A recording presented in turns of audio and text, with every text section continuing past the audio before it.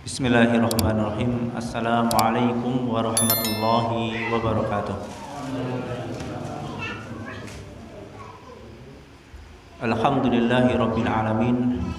Hamdan katsiran thayyiban mubarakan fi kama yuhibbu wa yarda. Asyhadu an la ilaha illallah wahdahu la syarikalah wa asyhadu anna Muhammadan abduhu wa rasuluhu la nabiyya wa rasulahu ba'dah. Allahumma sholli ala Muhammad wa ala ali Muhammad. Jemaah Masjid Sholihin yang insyaallah dirahmati Allah Subhanahu wa taala. Alhamdulillahirabbil alamin. Puji dan syukur senantiasa kita panjatkan kehadirat Allah Subhanahu wa taala atas semua nikmat-nikmat yang Allah berikan kepada kita semua, dan atas semua kemudahan-kemudahan yang Allah juga berikan kepada kita semuanya. Dan semoga dengan syukur kita tersebut Allah Subhanahu wa taala memberikan nikmat-nikmatnya, memberikan tambahan-tambahan nikmatnya kepada kita semuanya. Amin ya rabbal alamin. Allah Subhanahu wa taala berfirman, la in syakartum la azidannakum. Jika engkau bersyukur kepadaku, maka Allah akan menambah nikmat-nikmatnya kepada kalian. Salawat serta salam semoga senantiasa tercurah limpahkan kepada baginda Nabi Muhammad sallallahu alaihi wasallam. Dan semoga kita adalah umat beliau yang istiqomah dalam menjalankan setiap apa yang telah beliau ajarkan kepada kita semuanya. Jamaah, bapak-bapak, ibu-ibu yang insyaallah dirahmati oleh Allah Subhanahu wa taala. Ada sebuah nasihat yang diberikan oleh Rasulullah SAW kepada kita semuanya, yang mana apabila nasihat ini kita jalankan, kita terapkan di dalam kehidupan kita sehari-hari, insya Allah hidup kita terasa tenang, terasa nyaman, damai, bahagia, insya Allah di dunia dan di akhirat. Yaitu Rasulullah SAW bersabda, ittaqillaha haitsuma kunt wa atbi'is sayyi'atal hasanatan tuha wa khaliqin nas bi khuluqin hasanin. 3 nasihat dari Rasulullah SAW. Yang pertama, Rasulullah SAW memberikan nasihat, ittaqillaha haitsuma kunt. Bertakwalah engkau dimanapun engkau berada. Dimanapun kita, dalam kondisi apapun kita, hendaknya kita senantiasa merasa bahwa kita dalam pengawasan Allah Subhanahu wa taala, sehingga kita senantiasa berhati-hati dalam bertindak, dalam berperilaku, dalam mengucap ataupun yang lainnya, agar kita tidak terjerumus dalam perbuatan dosa kepada Allah Subhanahu wa taala.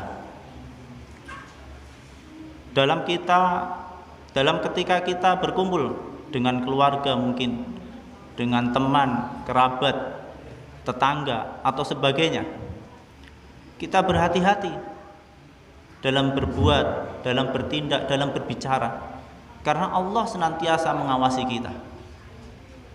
Sehingga ketika kita berkumpul, kita menjaga lisan kita agar kita tidak berbuat dosa dengan lisan kita, mungkin dengan ghibah, namimah, atau yang lain semisalnya. Karena memang ketika kita berkumpul, hal yang paling asik, sadar atau tidak sadar, adalah membicarakan orang lain, aib orang lain. Itu yang paling asik memang. Dan itu dosa yang paling sering kita lakukan setiap hari. Makanya ketika kita berkumpul, kita sangat berhati-hati, ya Allah, aku berkumpul, aku diawasi oleh Allah Subhanahu wa taala. Makanya aku tinggalkan hal-hal yang menimbulkan dosa kepada Allah Subhanahu wa taala. Ketika kita dalam keadaan sendiri, walaupun kita sendiri, tidak ada yang mengawasi, bahkan satu pun tidak ada yang mengetahui kita, tapi ingatlah, Allah Subhanahu wa taala Maha melihat dan selalu mengawasi dimanapun kita berada. Makanya kita hati-hati, walaupun dalam sendiri, kita berhati-hati dalam bertindak, dalam berbuat, agar kita tidak masuk ke dalam perbuatan-perbuatan dosa. Dalam kondisi, misalnya kita dalam kondisi lapang harta, kita ingat kepada Allah bahwa harta ini adalah pemberian Allah Subhanahu wa taala. Maka sebagian dari harta itu digunakan untuk hal-hal yang bermanfaat, untuk hal-hal kebaikan. Sebaliknya, ketika kita dalam kondisi sempit harta kita, maka kita bersabar, ini adalah ujian dari Allah. Maka kita terus berdoa, terus ikhtiar, insya Allah Allah akan memberikan kemudahan bagi kita semuanya. La yukallifullahu nafsan illa wus'aha. Allah tidak akan membebani daripada kesanggupan hambanya. Maka nasihat yang kedua dari Rasulullah SAW adalah wa atbi'is sayyi'atal hasanatam tuha. Dan hendaknya setiap melakukan keburukan-keburukan diiringi dengan kebaikan, niscaya itu akan menghapuskannya. Maka setiap kita melakukan kesalahan-kesalahan, langsung tutup kesalahan-kesalahan itu dengan kebaikan. Maka insya Allah kebaikan itu akan menghapuskan dosa dari kesalahan-kesalahan kita semuanya. Dulu para sahabat juga seperti itu. Contohnya Umar ibnu Khattab itu pernah melakukan satu kali kesalahan. Beliau pernah sekali lalai meninggalkan sholat berjamaah, sholat asar. Karena beliau merasa itu adalah kesalahan, maka beliau bertobat, langsung membayar kesalahan tersebut dengan menginfakkan menginfakkan tanah seharga 200.000 dirham waktu itu. Yang kalau sekarang kita rupiahkan itu bisa mencapai sekitar hampir 800 jutaan. Itu hanya untuk membayar kesalahan satu kali tidak sholat asar secara berjamaah. Anak dari Umar, namanya Ibnu Umar, beliau pernah membayar kesalahannya, yaitu beliau pernah membuat kesalahan tidak sholat subuh secara berjamaah. Maka beliau langsung bayar kesalahan itu dengan membebaskan budak. Ibnu Aun juga pernah membuat kesalahan ketika beliau dipanggil oleh ibunya menjawab dengan suara keras. Dipanggil ibunya menjawab tapi dengan suara yang agak keras, cuman agak keras saja. Beliau merasa bersalah, beliau tebus kesalahan itu dengan membebaskan dua budak. Itulah contoh dari para sahabat. Ketika mereka melakukan kesalahan, maka ia tutup, ia dempul kesalahan itu dengan amalan-amalan, ketaatan-ketaatan dan kebaikan-kebaikan. Nasihat yang ketiga dari Rasulullah SAW adalah wa khaliqin nas bi khuluqin hasanin. Dan bergaulah dengan manusia dengan pergaulan yang baik. Maka kita dengan tetangga harus rukun, dengan keluarga, dengan saudara harus rukun.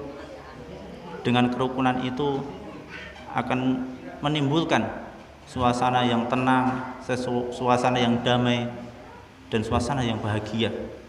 Bahkan Rasulullah SAW pernah bersabda, orang yang beriman itu adalah orang yang paling baik kepada tetangganya. Maka ketika kita masak baunya sampai tercium oleh tetangganya, maka wajib bagi kita untuk memberikan sedikit, walaupun itu sedikit harus kita berikan. Itulah contoh yang diberikan oleh Rasulullah SAW agar kita senantiasa berbuat baik kepada tetangga kita. Demikian 3 nasihat dari Rasulullah SAW yang itu perlu kita terapkan dalam kehidupan kita semuanya agar hidup kita dengan tetangga kita, dengan keluarga kita, dengan kerabat kita bisa rukun, bisa tenang, karena dengan takwa itu kita akan bahagia. Dengan menebus kesalahan, dengan kebaikan kita akan menggugurkan dosa, dan dengan berbuat baik kepada sesama hidup kita akan bahagia. Demikian yang bisa saya sampaikan, kurang lebihnya kami mohon maaf. Wassalamualaikum warahmatullahi wabarakatuh.